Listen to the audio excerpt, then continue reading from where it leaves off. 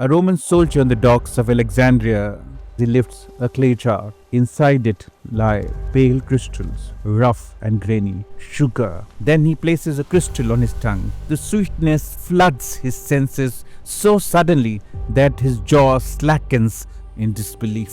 The soldier on the dock does not know the history behind the jar in his hand. He doesn't know that this white gold will one day bankrupt empires and rot the teeth of kings. Centuries earlier, Nearchus, admiral to Alexander the Great, tried to explain this strange marvel to the Greeks, a reed that produces honey without bees. Tonight in a cafe in London or a restaurant in New York, someone orders something sweet.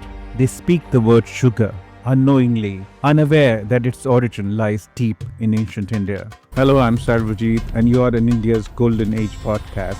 Subscribe now. Gupta India around 350 Common Era. The furnaces have been burning since before sunrise. The air is thick, sweet, almost choking. An imaginary Padmini stands behind a cauldron of boiling juice, sweat running down her back. She adds lime to the boiling cane juice. The impurities rise slowly to the surface. She skims them away with practiced ease. As the syrup thickens and cools, pale grains begin to form. Sharkara, in Sanskrit the word simply means gravel. By the Gupta-age, sugar production had reached 3 stages. Guda, the dark jaggery, still common in Indian kitchens. Khand, a name that travels west and becomes candy. And Sharkara, pale crystals almost perfectly portrayed. Workers like Padmini rarely enter historical records, yet their craft changes the course of economies. Their knowledge will travel farther than any king. Persians will call it shakar, Arabs will call it sukar, Crusaders tasting it in the Levant will call it sweet salt. Sugar will enrich the merchants of Venice, and then Europeans develop a taste, an obsession really, that eventually drives the plantation system, the slave trade, and the entire architecture of early capitalism. Padmini did not know that it would end up in cakes served at birthdays everywhere, but she knew this, that somewhere far away, someone would taste the sweetness and never be quite the same again.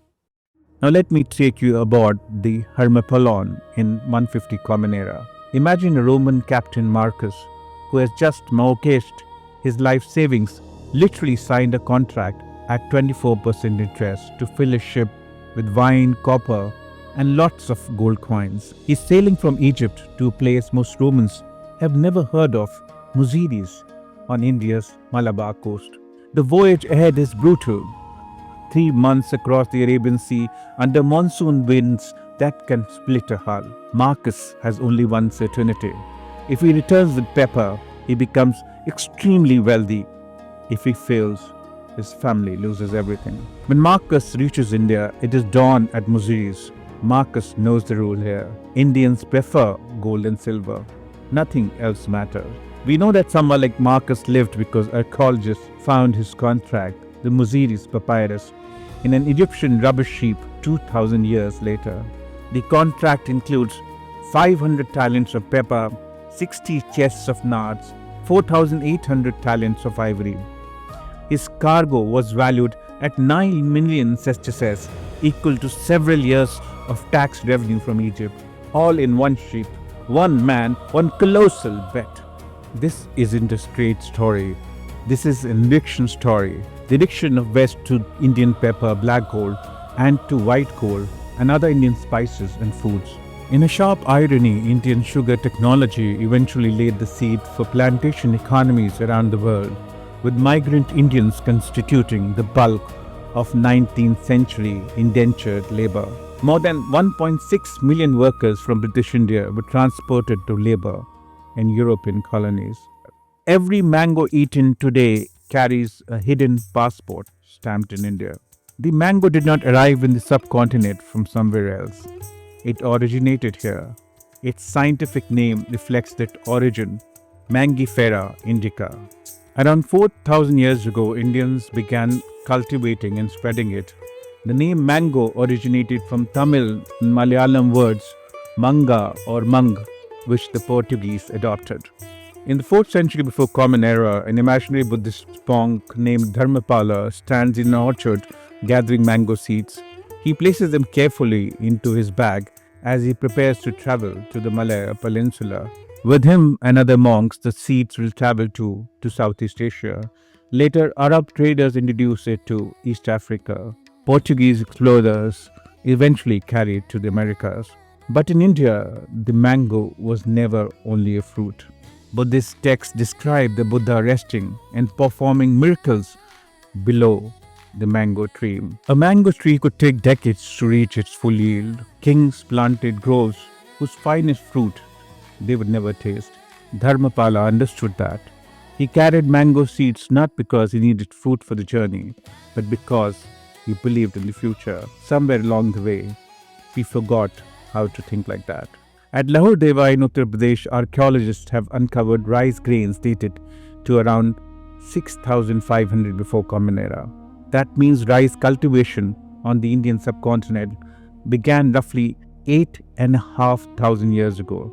Early farmers were already domesticating the crop, developing wet paddy systems and selecting the best grains for future harvests. Yet the most important story may lie beyond rice. Excavation at Harappan sites such as Farmana and Rakigari reveal something else growing in those fields. Ragi, jowar, bajra, they thrive with little water and survive long dry spells. When the monsoon became unreliable and the great river systems began shifting in the Sindhu-Saraswati civilization, these gains became a form of survival technology. At some point in that uncertain climate, a farmer made a decision. She planted millets instead of other staples. That decision may have helped families endure the Harappan climate crisis. And here lies the twist.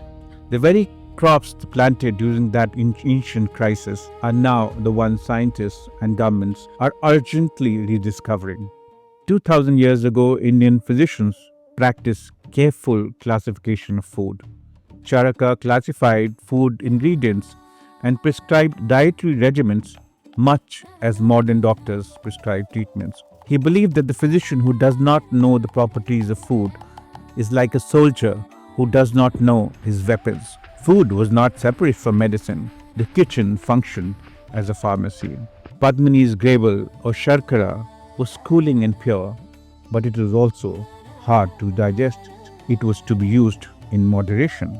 When Roman sailors purchased pepper from traders on the Malabar coast, they thought they were buying flavor. In reality, they were also buying medicine. The knowledge existed long before the world decided to rediscover it, rename it, and sell it back to us at a markup. In 1995, two researchers at the University of Mississippi received a US patent for using turmeric powder to heal wounds. India objected immediately. The Council of Scientific and Industrial Research, led by Raghunath Pashelkar, known as the Haldi Ghati warrior, challenged the patent and presented evidence in Washington. Their evidence came from ancient Sanskrit texts, Ayurvedic medical literature written more than 2000 years ago. In 1997, the patent was revoked. Mashelkar, who successfully challenged the US patents also on basmati rice. India had to prove in an American court that turmeric had been used in its medical traditions for centuries. India produces nearly 80% of the world's turmeric today. Yet the premium attached to turmeric-based wellness products is often captured elsewhere. What your grandmother calls haldi doodh now appears on urban menus as turmeric latte at several hundred rupees a cup. The pattern is familiar. You take the technique, often the vocabulary, you drop the attribution, and in one generation, the origin story has simply been rewritten. Remember the Harappan woman who planted millets? When the rain stopped, that decision saved her community. Their resilience made them ideal crops during environmental stress. India possesses an extraordinary agricultural and food heritage. At least 100,000 varieties of rice have been cultivated across the subcontinent, each selected over generations by farmers, adapting crops to local conditions. Much of that diversity is now disappearing. If we lose this biodiversity, we lose our climate resilience. Sugar, pepper, rice, turmeric, other spices, mango, these ingredients once formed the pantry that fed the world. That legacy still survives in the soil, in markets, and in the hands of our grandmothers. You're on India's Golden Age podcast. To further explore India's first Golden Age, read my upcoming novel, Dhruv Devi. The story of India is a story of world's appetite, and that story is still being written one bite at a time. We must remember, we must preserve, and we must feast. What is your favorite Indian food or dish? Comment below. Until we meet again, stay curious and savor the lovely mangoes. Jai Hind.